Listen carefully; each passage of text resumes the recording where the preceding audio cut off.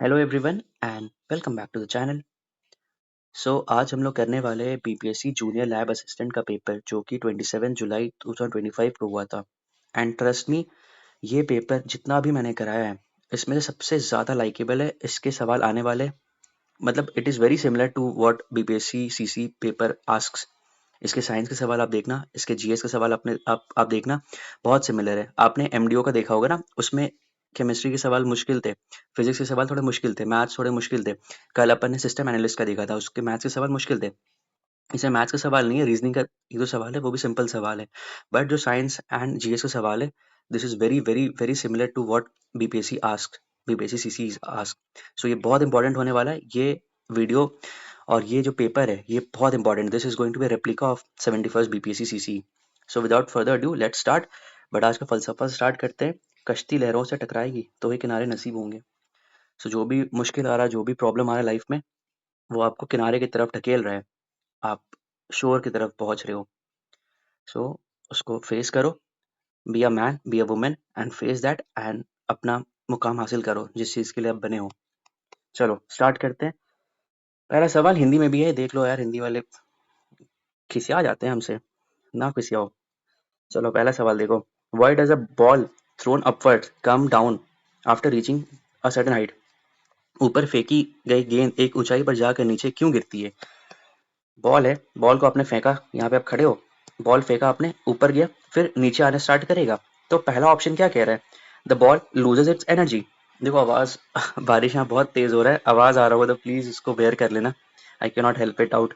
ठीक है, the ball loses it's energy, पहला ऑप्शन कह रहा है बॉल जो है लूज करता है अपना एनर्जी। देखो कुछ बात तो सही है, ऊपर से मैं यहाँ तक फेंकूंगा तो काइनेटिक एनर्जी जो है वो तो डिक्रीज करेगा ना, अगेंस्ट द ग्रेविटी काम कर रहा है तो ये तो डिक्रीज होगा। बट यहाँ से ये वापस आएगा तो काइनेटिक एनर्जी वापस इंक्रीज करेगा। सो ये पार्शली ट्रू है but it is not the primary reason, तो ये अपन काट देंगे। सेकंड पर आओ, एयर पुल्स इट डाउन। क्या हमेशा एयर उसको खींच रहा है? यहाँ तक तो एयर पुल कर रहा है बट यहाँ पे तो एयर उसको और असिस्ट कर रहा है ना, तो ये भी नहीं होगा। Gravity acts on it continuously. अब मुझे बताओ, मैंने बॉल फेंका ऊपर, ये देखो बॉल है, ये ऊपर ऊपर ऊपर ऊपर ऊपर ऊपर ऊपर इन द एयर, नीचे आ गया। अब मुझे बताओ, बॉल ये ऊपर की दिशा में जा रहा है और ग्रेविटी नीचे एक्ट कर रहा है, मतलब यहाँ पे ग्रेविटी एक्ट कर रहा है, बॉल नीचे आ रहा है, ग्रेविटी नीचे एक्ट कर रहा है। बिल्कुल सही, ग्रेविटी इज कांस्टेंट। ग्रेविटी ऊपर जाने में भी, असेंड में भी काम कर रहा है, डिसेंड में भी काम कर रहा है, तो ग्रेविटी इज कांस्टेंट, ग्रेविटी दोनों टाइम पे है। तो gravity acts on it continuously, it becomes heavier at height. कोई सेंस बन रहा है इस बात का? आंसर क्या हो गया? सी हो गया। तो ये देखो सी आंसर है। यहाँ पे गुरुत्वाकर्षण बल लगातार उस पर कार्य करता है। क्लियर हो गया। नेक्स्ट सवाल पर आओ। Why do we feel cooler when we stand in front of a fan after a bath? Hindi में देखो, नहाने के बाद पंखे के सामने खड़े होने पर ठंड क्यों महसूस होती है? आपने बचपन में भी देखा होगा या फिर अभी भी देखते होगे आप, लू के टाइम पे, मई जून के टाइम पे क्या करते हैं अपन, जैसे अपन नहा के आते हैं, जैसे मैं भी बचपन में, जब मम्मी क्या कहती थी, उस वक्त तो एसी वगैरह कुछ था नहीं, पंखा और कूलर था, तो हम बोलती थी कि नहा के आ जाओ रात को और कूलर के पास खड़े हो जाना थोड़ी देर के लिए, तो आपको आराम मिलेगा। तो उसका प्रोसेस क्या है, उसका साइंटिफिक प्रोसेस क्या है? आप समझो आपने नहाया है ना, आप नहा क्या, आपके बॉडी में पानी है, यू आर वेट, ठीक है। अब आप यहाँ पे कूलर के पास खड़े हो, दिस इज कूलर, है ना, कूलर के पास खड़े हो। अब होता क्या है, प्रोसेस क्या होता है, समझो यहाँ पे लिक्विड है, जो लिक्विड है ना दैट कन्वर्ट्स इनटू वेपर, और इसी में आपका हीट बाहर निकल जाता है, that is the reason why you feel cool. समझ में आया? आपके बॉडी में क्या है, वाटर है, यू आर वेट, तो वो लिक्विड स्टेट में, अब लिक्विड स्टेट, अब पानी चल रहा है तो liquid state will get converted into vapour state. अब ये प्रोसेस में क्या होता है, हीट रिलीज होता है, और हीट रिलीज होने के कारण आपको अच्छा फील होता है। समझ में आ गया? बड़े बड़े शादियों में, पार्टियों में आप देखते होगे, जिसका वलीमा होता है या फिर इंगेजमेंट होता है या शादी होता है या रिसेप्शन होता है, तो उसमें क्या होता है, बड़े बड़े कूलर लगा दिया जाता है और लोग वहाँ पे खड़े हो जाते हैं, या आप मई जून के टाइम पे देखते होगे। तो उससे क्या होता है, आप सामने खड़े रहोगे तो आपको आराम मिलेगा। तो रीजन समझ में आ गया? क्या होता है, the moving air increases evaporation, the water reduces body temperature. भाई साहब, फैन का काम बॉडी टेम्परेचर को रिमूव करना ही तो नहीं होना चाहिए। फैन इंक्रीजेस ब्लड सर्कुलेशन, भाई साहब क्या पूकी पूरी स्टेटमेंट है। The fat condenses moisture on the skin, गलत। The moving air increases evaporation of water from the skin. समझ में आ गया? और ये वाला जो मैंने लॉजिक बताया था, बड़ा स्टेटमेंट जनरली सही होता है, यहाँ पे देख रहे हो, the moving air increases evaporation of water from the skin. है ना? जैसे आप खड़े रहोगे वहाँ पे तो आपका मॉइस्चर जो है बाहर निकलेगा, liquid state will get converted into vapour state and you will feel cool. चलो नेक्स्ट सवाल पर आते हैं। What type of image is formed by a microscope? Microscope में वस्तु प्रतिबिंब क्या बनती है? देखो इसका एग्जांपल दिखाता हूँ। देखो सीन ऐसा है, दो टाइप का लेंस होता है माइक्रोस्कोप में। मैंने कॉनकेव और कॉन्वेक्स बताया था, माइक्रोस्कोप नहीं बताया था, तो माइक्रोस्कोप देख लो इस बार, ठीक है। माइक्रोस्कोप में सबसे इंपॉर्टेंट दो चीज होता है, एक तो इसमें होता है, एक होता है ऑब्जेक्टिव लेंस होता है एंड दूसरा इज आई पीस, ठीक है। अब देखो यहाँ पे मान लो ये ऑब्जेक्ट है, जो जिनको बस आंसर जानना है वो आंसर बस मैं बता दूंगा, वो मार्क कर लेना। बट यहाँ पे कॉन्सेप्ट समझो क्या होता है, क्योंकि ये फिर सवाल आ जाएगा, आप गलत कर दोगे। यहाँ पे समझो एक ऑब्जेक्ट है, यहाँ पे एक ऑब्जेक्ट है, ये कॉन्वेक्स लेंस है, यहाँ से पास हुआ रे, यहाँ से पास हुआ, अब दोनों यहाँ पे मीट कर रहे हैं। अब मुझे बताओ, रियल एंड वर्चुअल आपको याद है, मैंने आपको बताया था रियल एंड वर्चुअल। रियल में क्या होता है, इमेज अपीयर, इमेज जो होता है एक्चुअली मीट करता है, actually meet, image actually meet. और वर्चुअल में क्या होता है, इमेज अपीयर टू मीट। ये वाला जो जिसने साइंस का क्लास लगाया होगा मेरा, जो उस दिन मैंने कराया था लाइट एंड रिफ्लेक्शन, उसको पता होगा ये चीज, है ना। यहाँ पे देखो इन लोग एक्चुअली मीट कर रहा है, तो दिस इमेज इज रियल। एक तो ये रियल इमेज है, दूसरा क्या है, इन्वर्टेड इमेज है, ठीक है। इन्वर्टेड है ना, मतलब ये स्ट्रेट है इस टाइप का है, और ये इन्वर्टेड है, ठीक है। रियल एंड इन्वर्टेड हो गया। अब देखो यहाँ से क्या होता है ना, अब ये जो ये ऑब्जेक्ट बन गया, ये इमेज है इस वाले ऑब्जेक्टिव लेंस के लिए, बट अब ये ऑब्जेक्ट बन गया आईपीस के लिए, बन गया ये वाला जो आईपीस है ना, इसके लिए ऑब्जेक्ट बन गया। तो ये वाला रे यहाँ पे टकराया, यहाँ पे टकराया, और ये इसको हम लोग क्या करते हैं, ट्रेसिंग करते हैं, और ये यहाँ पे जाके इमेज बन रहा है। ये देखो ये वाला इमेज बन रहा है, this is the image that is form. अब मुझे बताओ, क्या ये एक्चुअली मीट कर रहा है या अपियर टू मीट कर रहा है? वेरी गुड, ये अपियर टू मीट कर रहा है ना, क्योंकि देखो हम लोग डॉट डॉट से बना रहे हैं, ये वाला मैंने अच्छे से कराया था, वो वाला वीडियो में देखना। जो अपीयर करता है दैट इज कॉल्ड वर्चुअल। तो ये क्या बन गया, वर्चुअल बन गया। अब मुझे बताओ, ये डायरेक्ट इमेज है, और ये क्या बन गया, इन्वर्टेड इमेज बन गया। और क्या होता है, मैग्नीफाइड। तभी आप माइक्रोस्कोप जब करते होगे तो मैग्नीफाइड इमेज आपको दिखता है। आपने बायोलॉजी में जब आपके लैब प्रोजेक्ट चलते होगा तो आपने माइक्रोस्कोप यूज किया होगा, अमीबा जो दिखाते थे मास्टर साहब वो क्या होता, छोटा चीज होता था, वो बड़ा चीज दिखता था। तो माइक्रोस्कोप का पूरा फीचर समझ में आ गया। दो टाइप का लेंस होता है, one is objective, the other one is eyepiece. यहाँ से पास हुआ, यहाँ से पास होकर क्या बनाया, रियल एंड इन्वर्टेड इमेज बनाया। ये वाला इमेज बन गया। अब ये वाला इमेज ऑब्जेक्ट बन गया किसके लिए, दिस वन, आई पीस के लिए। आई पीस के लिए बना, and the image appears to meet, appears to meet मतलब वर्चुअल। क्लियर हो गया, और ये बन गया इन्वर्टेड। तो आंसर क्या हो गया हमारा, अयो कहा गया, वर्चुअल एंड इन्वर्टेड। क्लियर हो गया, वर्चुअल बन गया और इन्वर्टेड बन गया। समझ में आ गया, पूरा पिक्चर क्लियर हो गया। देखो माइक्रोस्कोप से सवाल इतना नहीं पूछा गया था तो हमने कराया नहीं था, बट अब देखो ये सवाल आ गया। अब आप गलत मत करना इसको। क्लियर हो गया, virtual and inverted. Very good. Next सवाल पर आओ, what is a main optical component use in a camera? Simple सवाल है, लेंस होता है ना। अब तो ये देखो, ये तो होता है लेंस, ये वाला पार्ट, इसको लेंस बोलते हैं। कितने अपर्चर का लेंस होता है, अभी तो जितने भी फोन्स आते हैं तो लेंस पे ही देते हैं ना, कितना अलग अलग टाइप का आता है वो चीज। तो याद आ गया। कॉनकेव कन्वेक्स लेंस आपको याद है? कमेंट सेक्शन में मुझे बताना, कॉनकेव कन्वेक्स लेंस हाइपरमेट्रोपिया में क्या यूज करते हैं, मायोपिया में क्या यूज करते हैं, प्रेस बायोपिया में क्या यूज करते हैं। क्लियर हो गया। चले नेक्स्ट सवाल पर आते हैं। Where are electrons located in an atom? Electron जो होता है कहाँ पे होता है प्रेजेंट, इनसाइड द न्यूक्लियस? जी नहीं, ये तो बाहर होता है ना। जैसे मान लो ये न्यूक्लियस है, इसके बाहर ही तो इलेक्ट्रॉन घूमते रहता है। ये के शेल लगा लो, ये एल शेल, ये एम शेल, ये वाला तो याद होगा ना। ऐसे कहाँ बताऊँ मैं, यहाँ बता देता हूँ, नेक्स्ट पेज। जैसे ये न्यूक्लियस हो गया, अब इसके बाहर ही तो हमारा इलेक्ट्रॉन्स होता है। वैलेंस इलेक्ट्रॉन हमने देखा था ना, जितना वैलेंस इलेक्ट्रॉन रहेगा उतना कंडक्ट करता है इलेक्ट्रिसिटी। तो इलेक्ट्रॉन्स तो बाहर होता है, ऑर्बिटल्स में होता है। So answer will be in the energy level और शेल्स। और शेल्स मतलब यही, जैसे ये लोग बता रहा हूँ, ये शेल्स को कहते हैं, इसको के शेल कहेंगे, इसको एल शेल कहेंगे, आगे आ गया तो इसको एम शेल कहेंगे। ऐसे ही होता है। इसका फॉर्मूला याद होगा अगर जिसने केमिस्ट्री पढ़ा होगा, 2n²। एन को 1 पुट करोगे तो पहले में 2 × 1², 2, फिर एन को 2 पुट करेंगे, 2² × 2 4 8, एन को 3 पुट करेंगे, 3² × 2 9 18। ऐसे चलते रहता था। ठीक है, ये फॉर्मूला भी से कई बार पूछता है, जो रेलवे वेलवे की तैयारी कर रहे तो उनके लिए इंपॉर्टेंट है। जो बीपीएससी में तो नहीं पूछता है, बट यू नेवर नो। चले ये सब आज क्लियर हो गया। In the energy levels of shell, electrons की बात चल रही है तो अब इलेक्ट्रॉन से हमें कुछ कुछ बताया आप। इलेक्ट्रॉन से हमें बताया, इलेक्ट्रॉन से खोज किसने किया था और कब किया था? 1897 में किया था, जे थॉमसन साहब ने किया था। जे 1897 से मुझे क्या याद आता है, विवेकानंद जी का याद आता है। कल हमने आपको 1893 बताया था, आप हमें बताए 1897 क्यों इंपॉर्टेंट है। प्रोटॉन से हमें याद आता है 1919 में गोल्डस्टीन साहब ने खोज किया था। अब 1919 से हमें बताए मॉडर्न हिस्ट्री क्यों इंपॉर्टेंट है। न्यूट्रॉन का खोज किया था किसने? कैडविक ने किया था 1932 में। 1932 से आप मुझे मॉडर्न हिस्ट्री में बताए क्यों इंपॉर्टेंट है कैडविक।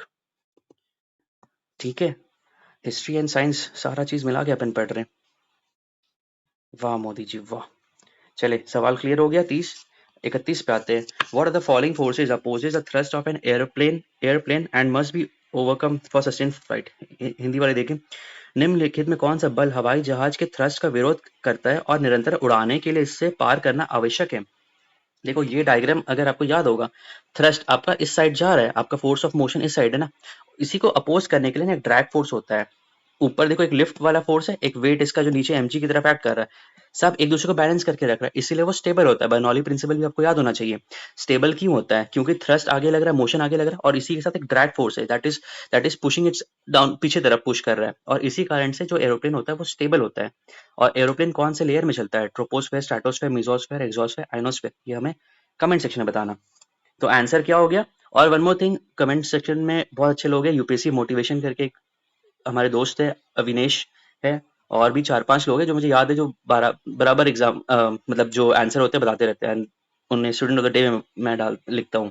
सो वेरी गुड, ऐसे आपका याद होते रहेगा चीजें। और अविनेश अनिवेश, हाँ सॉरी अनिवेश, अनिवेश का तो मैंने देखा हूँ स्टार्टिंग से उन्होंने किया, उनका बहुत इंप्रूवमेंट भी हो गया। So very good.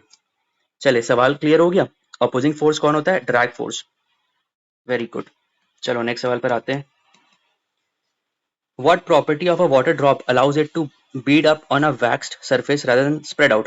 सवाल कह रहा है What property of a water drop allows it to bead up on a waxed surface rather than spread out? I'm so sorry, आवाज अगर तेज आ रहा होगा, बारिश का बहुत जोर से बारिश हो रहा है, बट वीडियो रिकॉर्ड भी करना था तो सो सॉरी। सवाल देखो क्या कह रहा है, पानी की बूंद के किस गुण के कारण या मोमयुक्त सतह पर फैलने के बजाय मोती की तरह गोल बनाता है? अच्छा देखो, मैंने आपको सरफेस टेंशन वाले में करवाया था। सरफेस टेंशन में मैंने क्या बताया था, किसी भी चीज का प्रॉपर्टी क्या है, कोई भी चीज का प्रॉपर्टी क्या होता है कि सरफेस एरिया को कम करना है। जैसे हम क्या करते हैं, जैसे मान लो आप ट्रेन में सोते हो, तो फैल के सोते हो, एकदम पूरा फैल के सोते हो, या फिर ऐसे मतलब थोड़ा सा बेंड करके सोते हो, समझ लो बेंड करके सोते हो। या फिर आपके घर पे मेहमान आता है, जैसे मैंने एग्जांपल दिया था, आपका जितने भी कपड़े वपड़े हैं, जो भी चीज है, तो आप उसको क्या करते हो, गोल करके आप बेड के अंदर घुसा देते हो, गोल करते हो। गोल करना क्या प्रॉपर्टी है? आप सरफेस एरिया को डिक्रीज कर रहे हो। तो सेम फ्लूइड का भी प्रॉपर्टी होता है। आप देखते होगे सुबह, आप ओस को देखते होगे, ओस क्या होता है, गोल मोती की तरह बन जाता है। क्यों बन जाता है? ड्यू टू सरफेस टेंशन बन जाता है। अब ये इसलिए बनता है क्योंकि इसमें स्ट्रॉन्ग कोहेसिव फोर्स होता है वाटर मॉलिक्यूल में। अब कोहेसिव और एडिसिव के बारे में बताता हूँ क्या होता है। एक होता है कोहेसिव फोर्स, एक होता है एडिसिव फोर्स। इंपॉर्टेंट नहीं भी है, इसको नहीं भी पढ़ोगे तो ऐसे कोई दिक्कत नहीं, बट पढ़ लो बेहतर ही होगा। कोहेसिव फोर्स होता है और एडिसिव फोर्स होता है। अब देखो ये सेम मॉलिक्यूल के लिए होता है। अगर H2O में देखा जाए तो सेम मॉलिक्यूल H2H2 से होगा, हाइड्रोजन बॉन्डिंग क्रिएट करेगा और पास आ जाएगा, और ये गोल टाइप का बना देगा। एडिसिव फोर्स डिफरेंट मॉलिक्यूल से होता है। जैसे समझ लो आपका ग्लास है और वाटर है, आप देखते होगे ना, आप मान लो आपका ग्लास है, इसमें पानी का बूंद यहाँ पे चिपके रहता है। तो ये क्या होता है, डिफरेंट मॉलिक्यूल्स में होता है adhesive force. Glass and water हो गया। और कोहेसिव फोर्स क्या होता है, सेम मॉलिक्यूल में H2H2 सेम मॉलिक्यूल हो गया, और कौन सा बॉन्ड बनाता है ये, हाइड्रोजन बॉन्ड बनाता है। कोहेसिव फोर्स क्लियर हो गया, एडिसिव फोर्स क्लियर हो गया। तो जो सरफेस टेंशन होता है वो किससे होता है, कोहेसिव फोर्स से होता है। क्लियर हो गया। सरफेस टेंशन जो वाटर ड्रॉपलेट्स गोल बनता है, that is due to surface tension. दो सवाल बनेगा कि वाटर ड्रॉपलेट्स स्फेरिकल क्यों होता है, answer should be surface tension. और कौन सा कोहेसिव कौन सा फोर्स होता है, कोहेसिव फोर्स होता है। कॉन्सेप्ट क्लियर हो गया। एडिसिव फोर्स किस में यूज होगा, एडिशन आप देखते हो ना, एडिशिव जो फेविकॉल होता है, फेविक्विक होता है, एडिसिव ही लिखते हैं ना उसमें। एडिसिव क्या होता है, जैसे आप ग्लू हो गया, आप पेपर को चिपका रहे हो ग्लू के साथ, है ना, तो वो एडिसिव हो गया। डिफरेंट चीज को आप चिपका रहे हो, that is adhesive. And cohesive में सेम वाटर मॉलिक्यूल्स होना चाहिए, वाटर मॉलिक्यूल सेम चीज होना चाहिए बस। Concept clear. नेक्स्ट सवाल पर आते हैं। Which of the following is the safest way to handle a wet electrical cord? अब अब बचपन से ही आपको याद होगा, पापा मम्मी हम लोग डांटते थे कि कोई भी वेट चीज है उसको करने के लिए पहले अनप्लग करो, फिर उसको ड्राई करके फिर उसको अंदर ये करो, है ना, पुट इन करो। तो ऐसा तो ऑप्शन अगर देखोगे, dry it with towel while it is चप्पल फेंकेंगे मम्मी या पापा। Step it on with shoes, भाई शूज से ही क्यों, चप्पल से भी तो कर सकता हूँ, ये भी काट दो। Unplug it first and then dry it, सही बात है। फूकी सवाल था यार। चलो नेक्स्ट सवाल पर आओ। विच of the following properties is found only in metals? ये सवाल हमने आपको metals, non metals and metallurgy में बहुत अच्छे से करा रखा है। बीइंग इन गैसियस स्टेट, ये क्या सॉलिड का प्रॉपर्टी है? बिल्कुल नहीं। पुअर कंडक्टर ऑफ इलेक्ट्रिसिटी, क्या ये सॉलिड का प्रॉपर्टी है? बिल्कुल नहीं। एक्सेप्शन बेशक है, लेकिन ये सॉलिड का प्रॉपर्टी नहीं है। Ductility can be drawn into, एक और चीज इनको नहीं आता है, मैं यहाँ पे क्या बता रहा था आपको एलिमिनेशन वाले वीडियो में, जब ज्यादा एक्सप्लिसिटली मेंशन कर दिया एग्जामिनर, मोस्ट प्रोबेबली आंसर वही होना चाहिए, वही होता ही है। इसमें देख लो डक्टिलिटी पे छोड़ देता है, बट डक्टिलिटी पे से ज्यादा और ये कर दिया, can be drawn into wires. समझ में आ गया? कैन वर्ड तो और ज्यादा ये पुकी है। ठीक है, समझ में आ गया? जिसको कॉन्सेप्ट नहीं आता था वो ऐसे किया करो, और जिसको आता है तो वेल एंड गुड। इसके लिए metals, non metals and metallurgy वाला वीडियो देख डालो, उसमें सारा सवाल आपका बन जाएगा। नेक्स्ट सवाल पर आओ। What happens when a metal reacts with, हाय हाय हाय, ये भी तो मैंने करा रखा है। मेटल और HCl डाइल्यूट एसिड को, Mg plus dilute acid, acid कह रहा है ना, हाइड्रोक्लोरिक एसिड डाल देते हैं, MgCl2 बना रहा है, सॉल्ट बना रहा है, और हाइड्रोजन बाहर निकल रहा है, 2 से मल्टीप्लाई कर दो, MgCl2, हाँ ठीक है, हाइड्रोजन लिबरेट हो रहा है और सॉल्ट बन रहा है। इट फॉर्म सॉल्ट, वाटर नहीं बना रहा है, it form salt and hydrogen gas. देख रहे हो कितना पूकी पूकी सवाल है।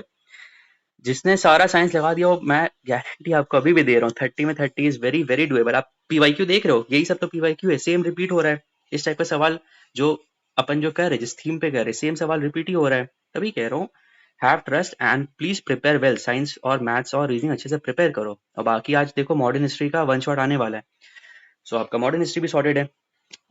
चले नेक्स्ट सवाल पर आए।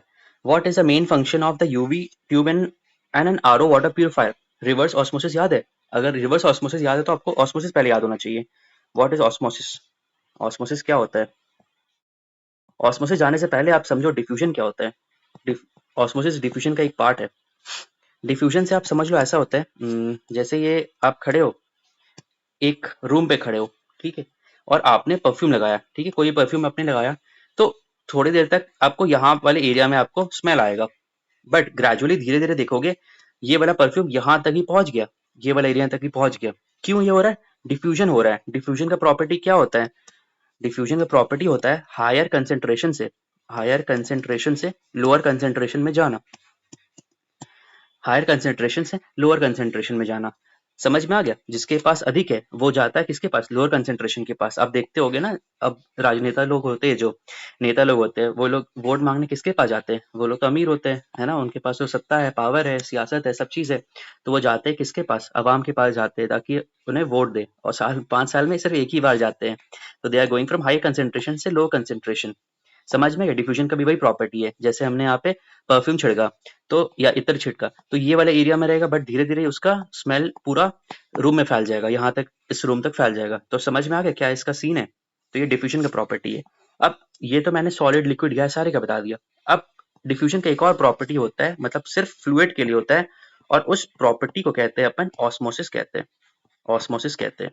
ऑस्मोसिस का आपका जीता जाता एग्जाम्पल आपने बचपन में या फिर अभी भी आप करते होगे, ये पानी समझ लो, आप रात को भिगोते क्या हो? किशमिश भिगोते, या फिर जो जिम विम करते हैं वो क्या कहते हैं, जिम नहीं भी जो करते हैं वो चना चना ये करते हैं ना, डालते हैं, और सुबह क्या देखते हो? सुबह ये फूल जाता है, बड़ा हो जाता है। तो इसका साइन समझो क्या होता है। समझो ये हमारा किशमिश है ना, किशमिश, किशमिश, किशमिश, हाँ यही होता है ना, किशमिश, एच होता है, किशमिश, ठीक है। इसमें क्या होता है ना, अभी समझो किशमिश जब रॉ फॉर्म में, छोटा सा फॉर्म में, तो इसमें क्या है, सैल्यूट की मात्रा ज्यादा है, सैल्यूट समझो 90% है, एंड वाटर तो बहुत कम है ना, वाटर समझो 10% है। यहाँ तक क्लियर हो गया? जब किशमिश एकदम रॉ फॉर्म में है, हम उसको पानी में डाल दिए, अभी मेरा फर्स्ट कंडीशन में क्या है, सैल्यूट है हमारा 90% है, और वाटर 10% है। सैल्यूट मतलब कुछ भी हो सकता है, अंदर कुछ भी मिनरल्स हो गया है ना, सैल्यूट वो किशमिश का हो गया। ग्रेजुअली कुछ देर के बाद जब रात भर आप ओवर सोक कर दोगे, अब यहाँ पे मुझे बताओ वाटर में क्या है, वाटर मॉलिक्यूल में क्या है, वाटर H2O है हमारा 90% के आसपास है, और सैल्यूट बहुत कम है, सैल्यूट तो कुछ है नहीं, सैल्यूट को 10% ले लो। अब प्रॉपर्टी क्या है ऑस्मोसिस या फ्लूइड का, मैंने बताया था, हाई कंसेंट्रेशन से ये जाता है किसमें? लो कंसेंट्रेशन में जाता है। ऑस्मोसिस का प्रॉपर्टी, डिफ्यूजन का प्रॉपर्टी सेम था, हाई कंसेंट्रेशन से लो कंसेंट्रेशन में जाता है। तो ये वाटर जो है वो किशमिश के अंदर पेनिट्रेट करने लगेगा, और जो यहाँ का जो सैल्यूट है वो बाहर निकलना चाहेगा। कॉन्सेप्ट क्लियर हो गया? और ये फूल जाएगा। अब किशमिश जो है हमारा फूल के बाहर निकल जाएगा, बाहर निकलेगा नहीं, अंदर ही रहेगा। आप जो बादाम फुलाते हो, या फिर आप क्या कहते हैं, चना फुलाते हो तो ये फुल क्यों जाता है? Due to osmosis. अब समझ में आ गया? मम्मी या फिर आप खुद करोगे तो टेक्निकल वर्ड बोलना कि ऑस्मोसिस से हो रहा है ये सारी चीजें। हवाबाजी नहीं है, ऑस्मोसिस प्रोसेस से हो रहा है। कॉन्सेप्ट पूरा क्लियर हो गया ऑस्मोसिस का। अब देखो इसी का दूसरा होता है रिवर्स ऑस्मोसिस। रिवर्स ऑस्मोसिस में क्या होता है ना, कंसेंट्रेशन लो कंसेंट्रेशन से हाई कंसेंट्रेशन की तरफ मूव करता है। पिक्चर क्लियर करो। ऑस्मोसिस में हाई कंसेंट्रेशन से लोअर कंसेंट्रेशन, और रिवर्स ऑस्मोसिस में लो कंसेंट्रेशन से हाई कंसेंट्रेशन। इसका प्राइम एग्जांपल है जो आप आरओ प्यूरिफायर यूज करते हो, अपनी लाइब्रेरी में यूज करते हो या फिर घर पे यूज करते होगे। यहाँ पे क्या लगे रहता है, सेमी परमेबल मेम्ब्रेन। यहाँ पे समझो क्लियर वाटर है, यहाँ पे समझ लो सॉल्ट वाटर है या सी वाटर समझ लो। यहाँ पे पिस्टन है, पिस्टन से मैंने प्रेशर लगाया तो क्या होता है ना, यहाँ के जो सॉल्ट या सी पार्टिकल है ना, ये आगे तरफ जाने चाहेंगे, आगे तरफ जा रहा है। बट क्योंकि ये लो कंसेंट्रेशन है and this one is high concentration, पानी इस तरफ जा रहा है। बट ये जो सेमी परमेबल मेम्ब्रेन है, ये गेट कीपर टाइप का समझ लो। इसने बोला कि मैं सिर्फ पानी को पास करने दूंगा, बाकी जो इम्प्योरिटीज आप यहीं पे रह लो। तो ये सारे इम्प्योरिटीज यहीं पे रुक जाते हैं और पानी इजीली पास कर जाता है। और ये प्रोसेस से हम लोग का एक्यूफायर, जो आप हेमामालिनी का ये प्रसाद देखते हो ना, कैंट सबसे शुद्ध पानी देता है, तो ये किस पे काम करता है, रिवर्स ऑस्मोसिस पे काम करता है। पिक्चर पूरा क्लियर हुआ? लो कंसेंट्रेशन से हाई कंसेंट्रेशन पे जा रहा है। ये बहुत बड़ा कॉन्सेप्ट है। आपका जो भी सैलिनेशन प्रोसेस होता है, जो पानी को प्यूरिफाई करता है, ये सब इसी प्रोसेस से होता है। कॉन्सेप्ट पूरा क्लियर हो गया? ये कॉन्सेप्ट क्लियर होना चाहिए। Very good. ऑस्मोसिस क्लियर हो गया। एग्जाम्पल ऑस्मोसिस से पूछेगा तो आपको याद होना चाहिए, एनसीईआरटी में वो कौन सा 9वीं या 10वीं में ही वो गिवन है, ठीक है। टर्जिडिटी ऑस्मोसिस से क्या होता है, हाइपरटोनिक सोल्यूशन, आइसोटोनिक, हाइपरटोनिक, वो मुझे कमेंट सेक्शन में बता देना, ठीक है। और मजा आ रहा है साइंस में? पूरा पिक्चर क्लियर हो गया? हायर कौन क्या कहते हैं, रिवर्स ऑस्मोसिस पूरा क्लियर हो गया, ऑस्मोसिस पूरा क्लियर हो गया, ठीक है। नेक्स्ट सवाल, सवाल था क्या वैसे? What is the main function of UV tube in an RO water purifier? To remove dust and mud from the water, ठीक है। टू किल और deactivate harmful microorganism, to reduce the hardness of water, to improve the taste of. भाई taste of water के लिए कभी क्यों use करेंगे? केवल डस्ट एंड मर्ड के लिए भी तो यूज नहीं करेंगे। टू किल और डीएक्टिवेट हार्मफुल माइक्रो ऑर्गेनिज्म, जो प्रेजेंट होता है उसको हम मार देते हैं, ठीक है। तो यूवी ट्यूब जो होता है, अच्छा यूवी ट्यूब पूछना, आरओ वाटर प्यूरिफायर नहीं पूछा। यूवी ट्यूब, यूवी तो वही मारता है ना, जितने भी कीटाणु होते हैं तो उसको मार देता है, डीएक्टिवेट कर देता है यूवी, ठीक है। चलो नेक्स्ट सवाल पर आते हैं। What is the primary purpose of using NPK fertilizer, nitrogen phosphorus and potassium fertilizer? उसका काम क्या है? To retain moisture in the soil, ये क्यों करेगा? To kill harmful insects, NPK fertilizer insects को क्यों मारेगा? To provide essential nutrients to plant, very good. बहुत सारा प्लांट्स होता है, मतलब बहुत बहुत सारे सॉइल्स होते हैं जहाँ पे डिफिशियंसी होता है, जैसे अलूवियल सॉइल का डिफिशियंसी आप मुझे बताना कमेंट सेक्शन में, अलूवियल सॉइल, ठीक है। ब्लैक सॉइल डेफिशिएंसी होता है, सब में कुछ ना कुछ डेफिशिएंसी है, तो उसको ओवरकम करने के लिए अपन क्या यूज करते हैं, एनपीके फर्टिलाइजर। एनपीके फर्टिलाइजर किस टाइम पे आया था? ग्रीन रेवोल्यूशन के टाइम पे आया था, और इससे पैदावार हमारा इंक्रीज हो गया था, है ना। अब हम लोग ग्रीन रेवोल्यूशन से हम लोग जा रहे हैं किसके तरफ, एवरग्रीन रेवोल्यूशन की तरफ जा रहे हैं। सवाल अगर पूछेगा आपसे एवरग्रीन रेवोल्यूशन, तो आपको याद होना चाहिए एवरग्रीन रेवोल्यूशन में वी आर कंजर्विंग वाटर। आप सस्टेनेबल प्रैक्टिसेस यूज कर रहे हो, ड्रिप इरिगेशन यूज कर रहे हो, है ना। आप मिलेट्स यूज कर रहे हो, पल्सेस यूज कर रहे हो, so that are all characterizes evergreen revolution. आप पानी का बचत कर रहे हो। इंडिया हाईएस्ट इंपोर्टर है ना, एक्सपोर्टर है सॉरी, वाटर का, क्योंकि इंडिया क्या राइस पैडी को एक्सपोर्ट करता है। अब राइस में आपको पता है कितना पानी लगता है, so India is exporting. So India इसी को ओवरकम करने के लिए now we are shifting from green revolution to evergreen revolution. पूरा पिक्चर क्लियर हो गया? चले आगे बढ़ते हैं। ये ना क्लियर हो गया, वाटर प्यूरिफायर यूवी लाइट से होता है, क्या करता है, डीएक्टिवेट करता है हार्मफुल माइक्रो ऑर्गेनिज्म, यूवी था, ठीक है।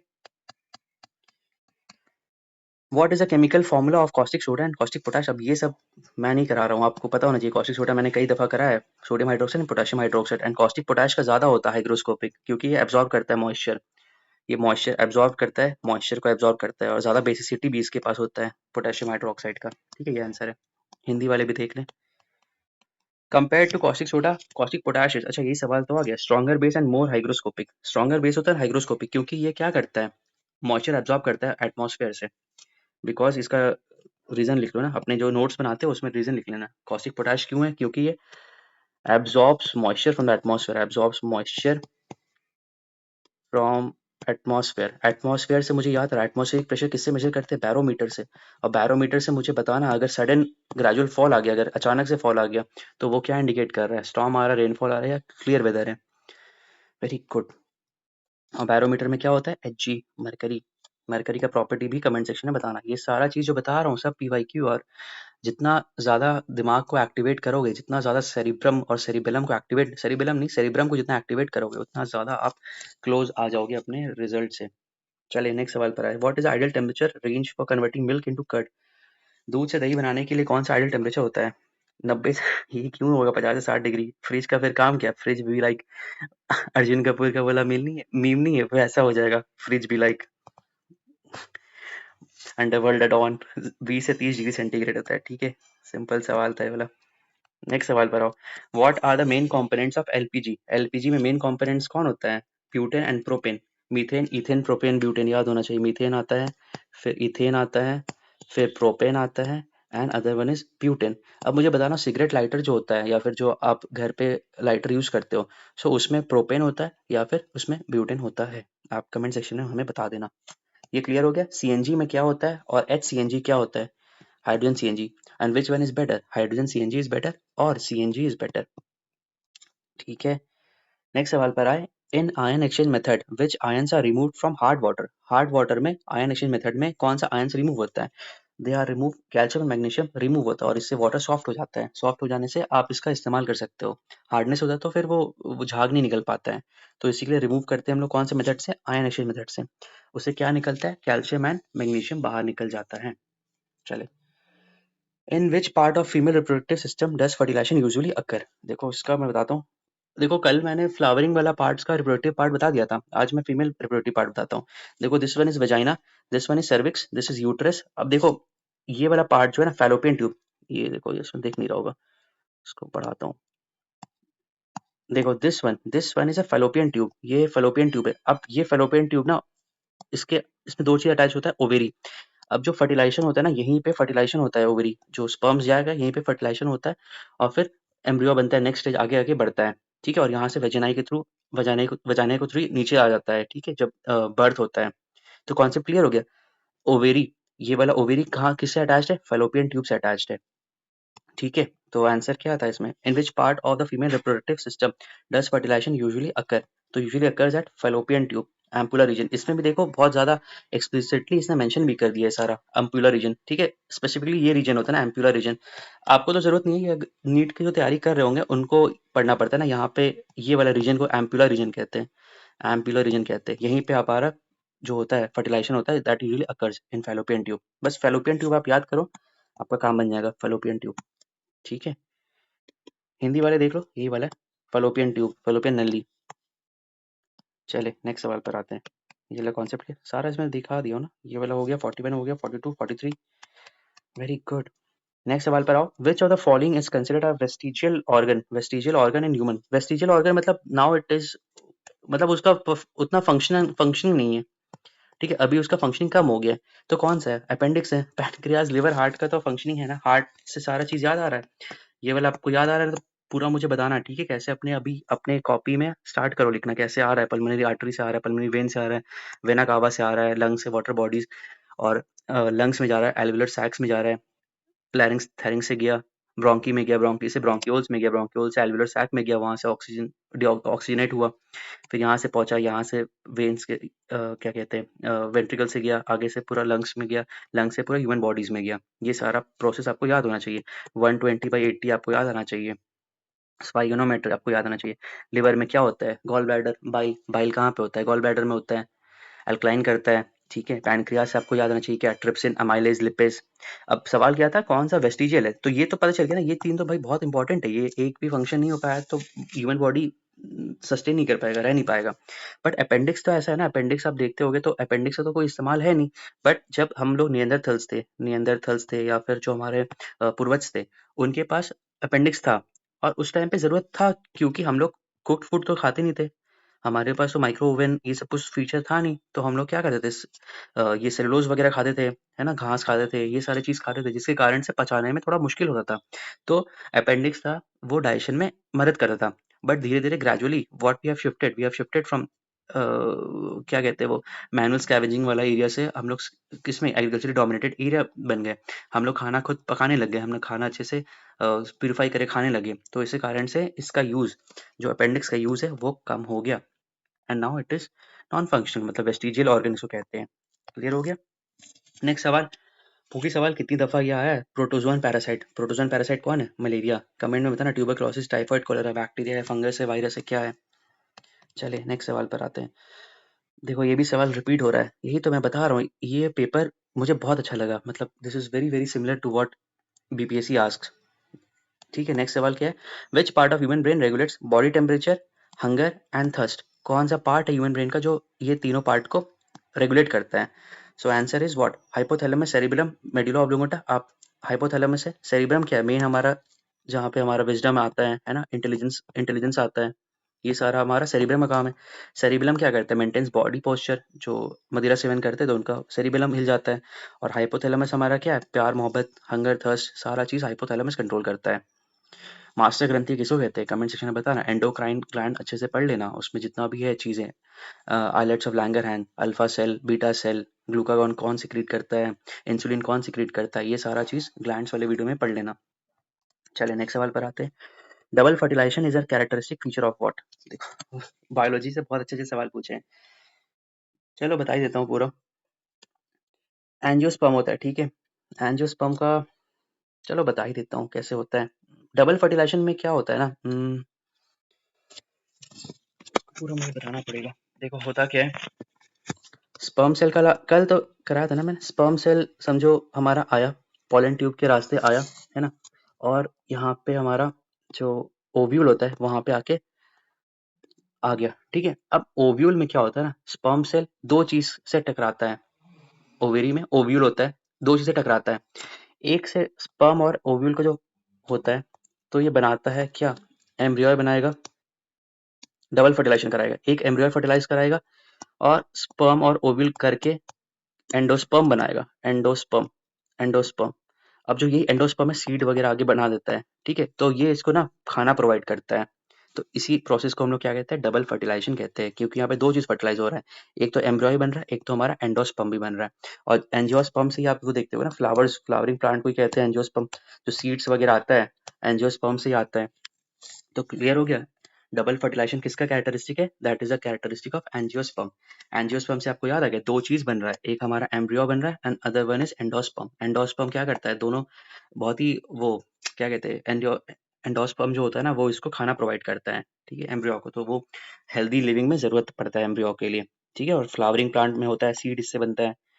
और एल्गे से मुझे क्या याद आ रहा है, एल्गे का स्टडी को क्या कहते हैं, फाइकोलॉजी कहते हैं ना, फाइकोलॉजी कहते हैं एल्गे का स्टडी को। एल्गे से मुझे और क्या याद आ रहा है, एल्गे अपना खुद खाना बनाता है, क्लोरोफिल उसमें प्रेजेंट होता है, ऑटोट्रोपिक न्यूट्रिशन शो करता है।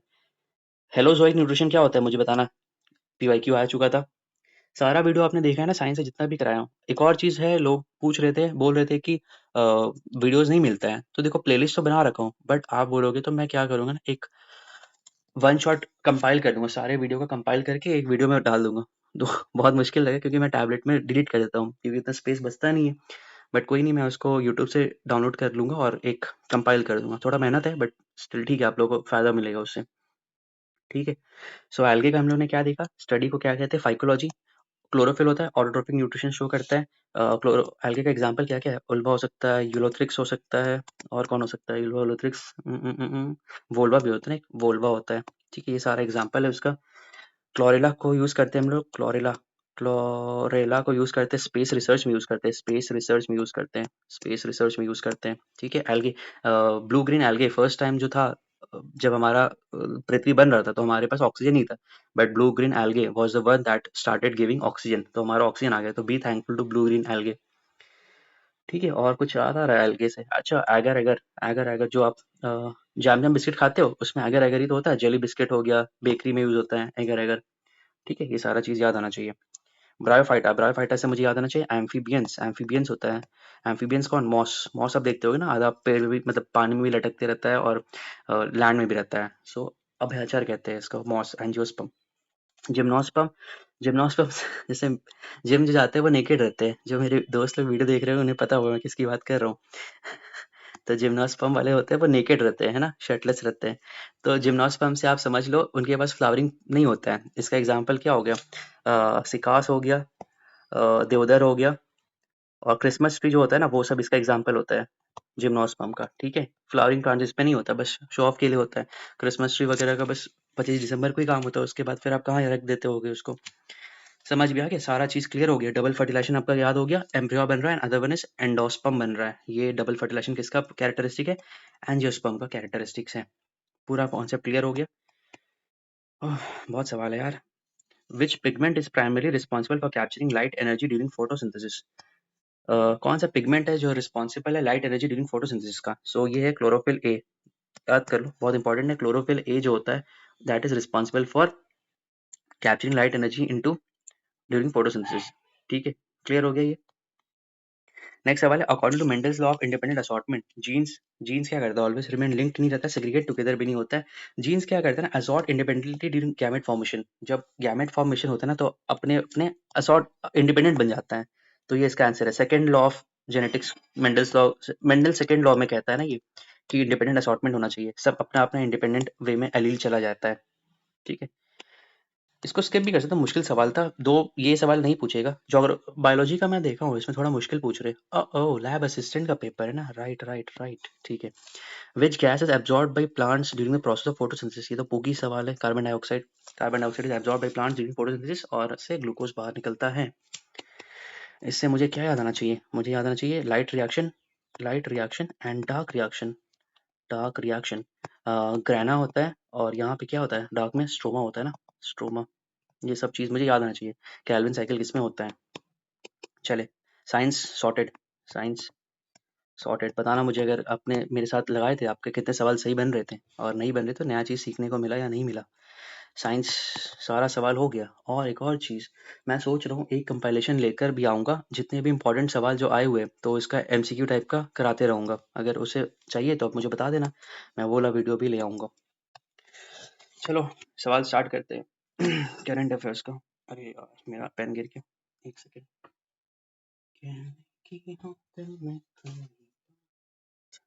आ गया। Naxal free Indian, the Indian government is committed to the year what? Naxal free Indian, अच्छा ये तो पीआईबी का न्यूज़ भी था। ये देखो, ये पीआईबी का न्यूज़ था। यहाँ पे देखो क्या लिखा है, अंडर द, ये देखो पीआईबी। कल भी जो मैं जुलाई कराया था उसमें ज़्यादातर पीआईबी का है, एडुटेरिया का है, आई दृष्टि का है, सारा चीज़ कंबाइंड है। तो वो वीडियो बहुत अच्छा है, वीडियो जुलाई का देख लेना। Under the leadership of Prime Minister Narendra Modi, we are determined to eliminate Naxalism from its root and is set to be Naxal free by March 31 2026। Very very very important है ये वाला चीज, 31 March 2026। ठीक है, अच्छा कौन पहला operation हुआ था? बहुत तगड़ा ऑपरेशन हुआ था। ठीक है, ऑपरेशन का नाम था ऑपरेशन ब्लैक फॉरेस्ट।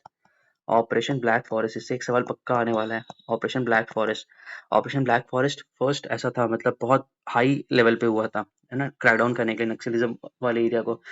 करे घोटाला हिल्स में हुआ था, करे घोटाला हिल्स, करे घोटाला हिल्स, घोटाला हिल्स मतलब वही तेलंगाना और तेलंगाना नहीं, छत्तीसगढ़ और तेलंगाना के बॉर्डर के बीच में। ठीक है, अच्छा से लिख देता हूँ यार, करे घोटाला हिल्स, इससे लिखता हूँ, करे घोटाला हिल्स।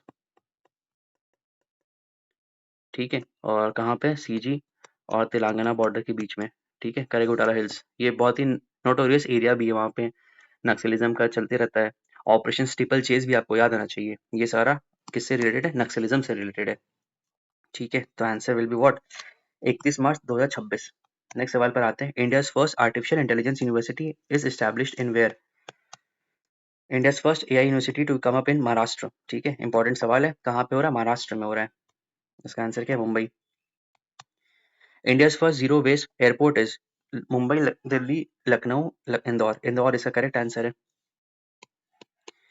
इन इनॉग्रेशन ऑफ अटल युवा महाकुंभ, महाकुंभ कहाँ पे हुआ था? लखनऊ में हुआ था। अटल युवा महाकुंभ, अटल इनोवेशन मिशन याद आना चाहिए, अटल इनोवेशन मिशन, अटल इंक्यूबेशन सेंटर, इंक्यूबेशन सेंटर, ये सब याद आना चाहिए। ठीक है, और हाँ, नीति आयोग का 10 साल हो गया, so this is very important theme. What is the truth for the major Dhyan Chand Khel Ratna पुरस्कार 2024? श्री गुकेश चेस से, बैडमिंटन से नहीं है। श्री मनु भाकर शूटिंग से, चेस से नहीं है। हरमनप्रीत, हरमनप्रीत क्रिकेटर तो है वो। हरमन, अच्छा, अरे वो तो हॉकी हॉकी प्लेयर है हरमनप्रीत, हरमनप्रीत। और प्रवीण कुमार पैरा एथलेटिक्स, ये सही है। चलिए नेक्स्ट सवाल पर आते हैं। ये वाला फिर मैं बता रहा हूँ, पासेस का भारत एक खोज, जो मैंने कल आप लोगों को ग्रुप पे मैंने टास्क दिया था, उसमें कल भारतीय खोज था, वो वाला बहुत अच्छे से करना। पासेस उसमें स्पेस का सारा चीज़ उसमें सॉर्टेड है ना? पासेस हो गया, रिवर मैपिंग भी उसमें है, हिस्ट्री के सवाल्स भी है और अपने स्पेस वाला जितना करंट अफेयर है सारा चीज़ उसमें सॉर्टेड है, तो एक बार देख लेना। शिपकिला हिमाचल प्रदेश, ठीक है, शिपकिला से हमारा सतलज आता है। चांगला, चांगला लिपू लेक उत्तराखंड, ये तो सही है, शिपकिला भी सही है। लिखा पानी दिस इज अरुणाचल प्रदेश, लेखा पानी बोलते हैं ना, अरुणाचल प्रदेश, अरुणाचल प्रदेश, अरुणाचल प्रदेश, ठीक है। नामचा बरवा, नंगा पर्वत से नामचा Barwa, great Himalayas, mount Everest कहाँ पे आता है? ग्रेट हिमालयस में आता है, और चांगला भी सही है, लद्दाख में। दिस इज इनकरेक्ट, लिखा पानी is in Arunachal Pradesh. Next सवाल पर आओ, which one is a variety of T grown in India? Arabica and robusta, ये तो कॉफी है ना, कॉफी। और लिबेरिका एंड असामिका, लिबेरिका नाम नहीं सुना, असामिका तो मुझे पता है, असम का चाय गार्डन तो वहीं पे ना, असामिका। So which one is a variety? Option elimination से भी मैं कर सकता हूँ ये ला। Vedanta aluminium is located at where? Lanjigarh, यहीं पे एक जगह भी है, क्या उस जगह का नाम है यार? सुंदरगढ़ मयूरभंज तो उसके लिए फेमस है। झारसुगुड़ा, झारसुगुड़ा, झारसुगुड़ा, झारसुगुड़ा माइंस एल्यूमिनियम के लिए फेमस है, ठीक है। बॉक्साइट मेरे को याद आना चाहिए, ठीक है, bauxite. National waterway 2 stretches between, national highway water one होता है हल्दिया इलाहाबाद के लिए होता है, ये वाटरवे, वाटरवे 1 है, और ये डुबरी शदिया वाटरवे 2 है, वाटर हाईवे 2 है, यही है ना 1 2, और कोलियाम कोटापुरम वाटर हाईवे 3 है। 1 हल्दिया इलाहाबाद वाटरवे 1, वाटरवे 1 वही है ना, हल्दिया इलाहाबाद, और धुबरी सदिया वाटरवे 2 है।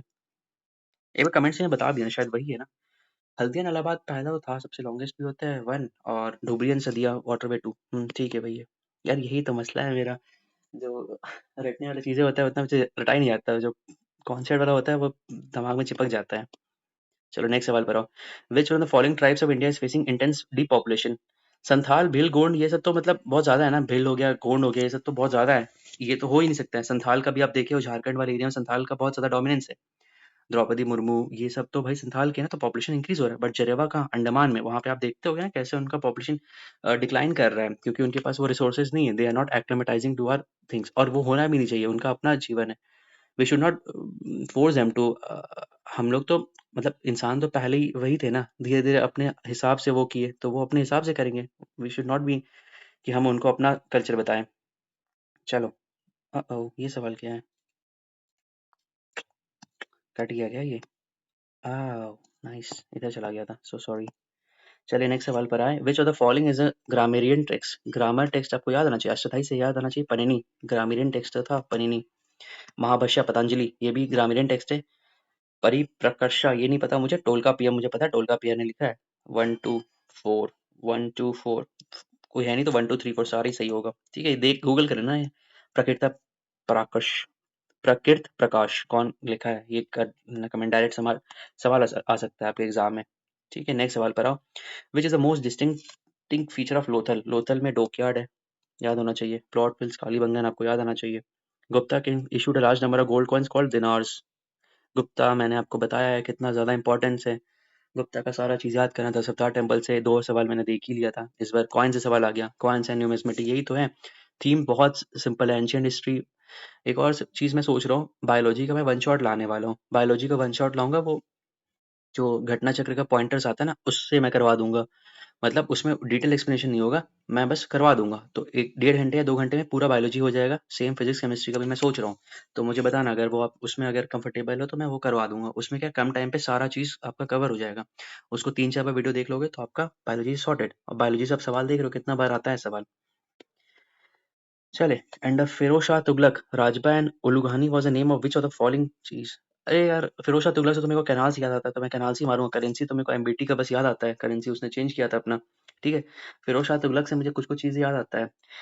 फिरोज शाह तुगलक ने क्या किया था, अपने जौनपुर बनाया था, जौनपुर बनाया था किसके याद में? एमबीटी के याद में। भाई साहब, हमारे याद में कोई ना बनाता है कुछ ये सब, ठीक है। और दीवाने खैरात, दीवाने खैरात, दीवाने खैरात, ठीक है। चैरिटेबल हॉस्पिटल भी बनाया था, दरुल शफा, दारुल शफा। और उसे फिर बंद बंदियों का शौक था, बंदियों नहीं मतलब जो बंदगान में होते हैं, स्लेव्स, ठीक है। तो दीवाने बंदगान बनाया था उसने, दीवाने बंदगान, दीवाने बंदगान बनाया था, ठीक है, स्लेवरी वाले, स्लेव्स को रखने के लिए। ये सारा चीज एफएसटी से आपको याद होना चाहिए। जौनपुर इसी ने बनाया था, किसके याद में?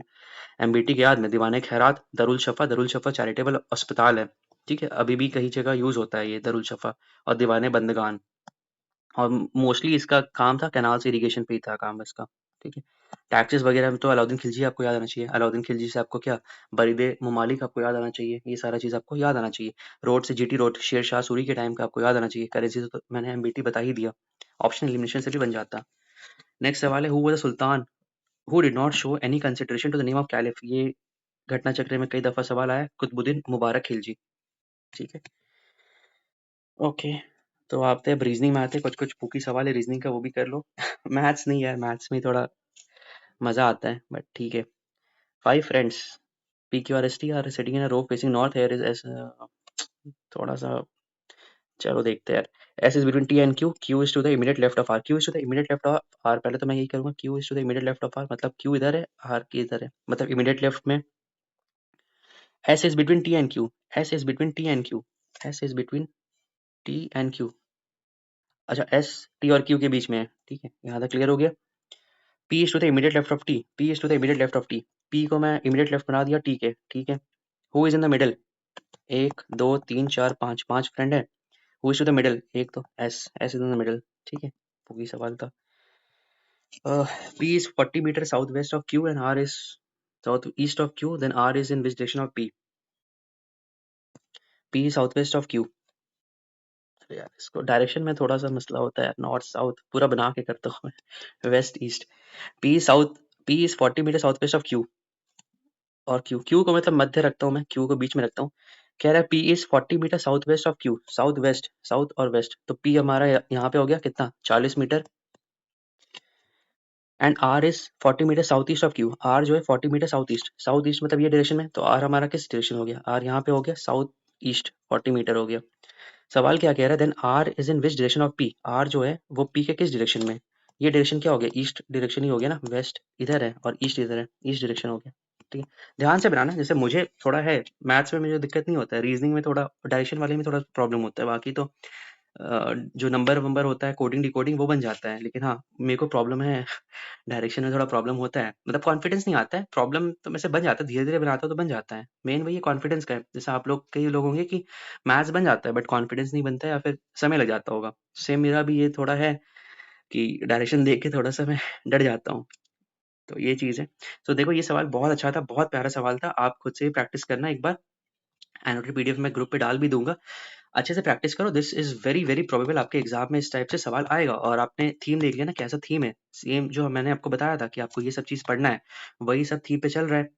आप अच्छे से पढ़ो, जो चीज आया है, और सवाल तो नहीं रहती इतनी है जो मैंने बताया हूँ, थीम्स आइडेंटिफाई करो, और जो रिवीजन सीरीज चल रहा है वो आप वीडियो देख लो, जो दिन का टास्क आपको मिल रहा है हर दिन वो डिलीजेंटली फॉलो करो, और जितने भी PYQ है सारा कर लो। 70 तो हमने करा दिया, 73 एग्जाम करा दिया, 69 वाला एक ही पार्ट बताऊँ, एक वीडियो लाऊंगा उसमें सारा करवा दूंगा, 69 एंड 68 सोच रहा हूँ मैं मर्ज करे करवा दूँ, तो वो सॉर्टेड हो जाएगा। और बाकी जो ये सारी चीज़ें BPSC का जितना भी एग्जाम है सारा का मैं कंपाइलेशन करके एक वीडियो बना दूंगा, तो वो आराम से बिंज वॉच कर देना। पूरा क्लियर हो गया सारा चीज़? ठीक है, फिर आज देखो एक और वीडियो आने वाला है। आप लोग कल जो पोल किए थे उसमें बहुत लोग ने वो फरमाइश किया था कि हम लोग को वन शॉट चाहिए, सो वन शॉट आने वाला है हिस्ट्री का, 1.5 घंटे में आपका पूरा मॉडर्न हिस्ट्री रिवाइज हो जाएगा। सो प्लीज स्प्रेड लव, अच्छे से पढ़ाई करिए, मेहनत करते रहिए, और मिलते हैं नेक्स्ट वीडियो में, तब तक के लिए खुश रहिए, मुस्कुराते रहिए, एंड जय हिंद।